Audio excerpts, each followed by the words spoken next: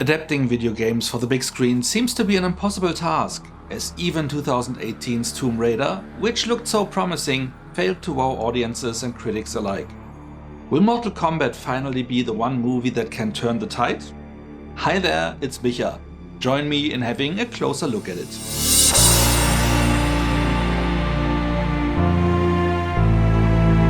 The movie starts in 17th century Japan, in the house of Hanzo Hasashi, the world's greatest ninja, who was just easing into retirement, when the man who will become Sub-Zero shows up to challenge him after killing his entire family. Hanzo, who fights with weapons in a way that suspiciously resembles Scorpion style, is mortally wounded and left for dead, which allows him to be sucked into hell, more precisely into the Nether Realm, which may or may not be the same thing. Of course, also his youngest child, a newborn, was overlooked, so Hanzo's bloodline can survive. After the massacre, the baby is picked up by Lord Raiden, God of Thunder, the good guy, who takes it to safety. Jump to our present days. Cole Young, a burnt-out former MMA fighter, is attacked by Sub-Zero, but saved by Jax Briggs, who reveals that they both are chosen fighters, recognizable by their mark in form of the show's dragon logo. Something that Cole thought of as a birthmark, as he was born with it. Jax sends Cole and his family to meet Sonya Blade, while he tries to stop Sub-Zero, something that costs him both of his arms. He survives though, because Sub-Zero never bothers to check if his victims really croaked it. Leaving his family behind to protect them as everyone with a mark is tracked, he reaches Sonya, who catches him and us up on the tournament and everything one needs to know. Throughout history, different cultures all over the world reference a great tournament. Well, just the gist. That dragon marking? I think it's an invitation to fight for something known as Mortal Kombat. The tournament is held once in a generation, fighters are chosen by the mark, and if you kill someone with a mark, it transfers to you. This is how Kano, one of the big bats from the game, who is sitting tied up in Sonya's lair right now, got his mark, while Sonya herself has none. She and Jax tried to find more fighters to prepare for the tournament and captured Kano after killing one of the good guys. After being attacked by Reptile, they join forces with Kano, who seems to know where the temple is in which the champions of Earth, or more precisely Earthrealm, train for the Mortal Kombat. There they meet the rest of the gang, but also the evil guys around Tsung, who represents Outworld, are showing up. Outworld has won the tournament for the last 9 generations, and whoever wins 10 contests in a row will take over control of a losing realm, making this one so important. And it will start in mere weeks. Will our heroes be ready to fight by then? And will there be an official fight, as the bad guys keep cheating by killing off Earthrealm's fighters before the tournament? Because if there is no champion, Earth would have to forfeit. Remembering the previous movies from the 90s, the first one was kind of fun.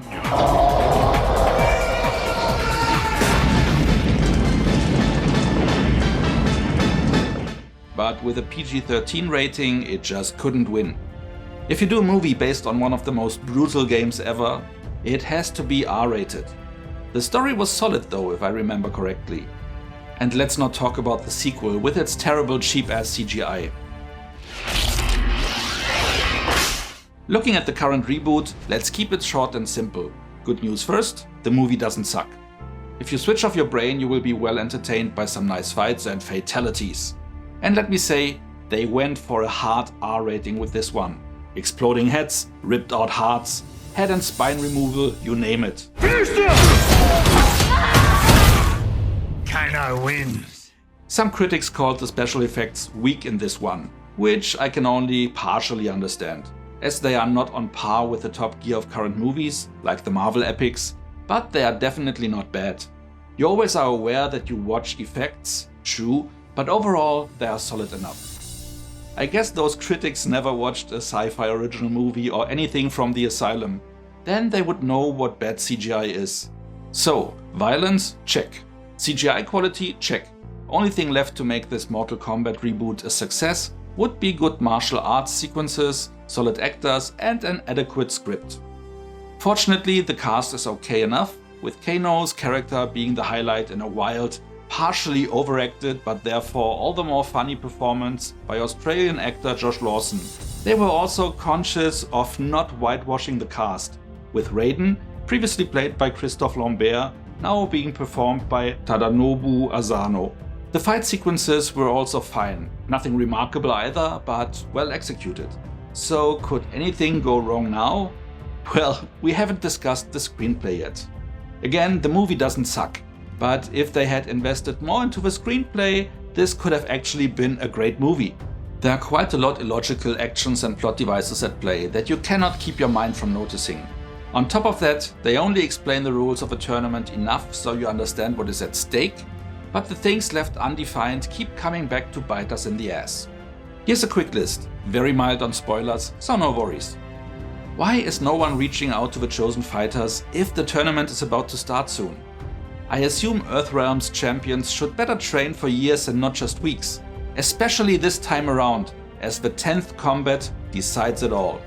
Apparently exactly this is Liu Kang's job, but he only moves his butt a few yards out of a temple to guide the fighters for the last steps, and seems smug about doing so, while the chosen ones have no way to figure it out themselves, while being killed off before they can. I'm Sonya. That's Kano. I'm Liu Kang. Name's Jax. Kung Lao. And can someone explain to me why, with dozens of characters to choose from, they need to introduce an original character? After thinking half the movie that Cole will turn out to be Scorpion, channeling the power of his ancestor and therefore not having a recognizable name, they pissed that away by returning Hanzo from hell, leaving no reason at all to introduce a new character. And Sonya seems to have all the answers, but there is no explanation why and where she and Jax got their knowledge. Someone should have better get their ass out into the real world and scout for the champions. Or just run a commercial to inform the champions about it, as the end of Earth is at stake. It is also a stupid system to transfer the mark to the person killing the former bearer. If a psychotic sniper would get one this way, would we really want to have that person fighting for Earth? A similar situation like this one we now have with Kano, which ends up exactly as you would expect it to end. We are also told that Raiden is not allowed to directly interfere, as is his counterpart Tsung, cause the gods are watching and don't allow cheating. But the bad guys always cheat by killing off Earthrealm's fighters before the tournament, and nothing happens. The gods are quiet. Also, Raiden interferes a lot, just never when it's really consequential. So does the rules even matter? He is also able to teleport everyone he wants to everywhere he wants. So why doesn't he send the cheating Outworld goons away whenever they cheat by trying to kill our guys? There's also a realm called the Void, an empty space where they are safe. Why not go there before half of Raiden's champions are done for? And why not stay there and train till the tournament starts? Because it was just a temporary story device needed once and then never thought about again.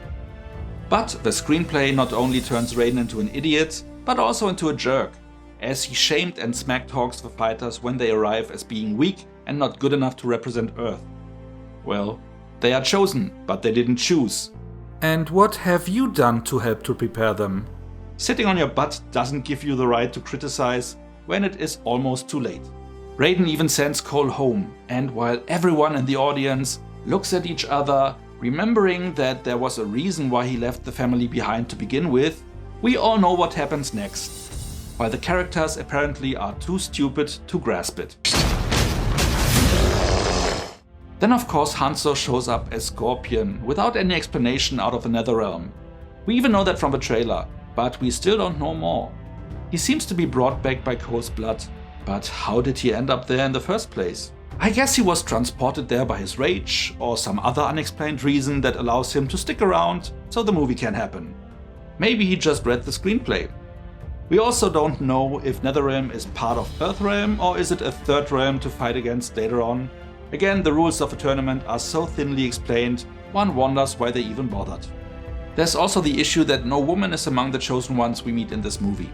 Sonya only tags along and is merely tolerated in the temple.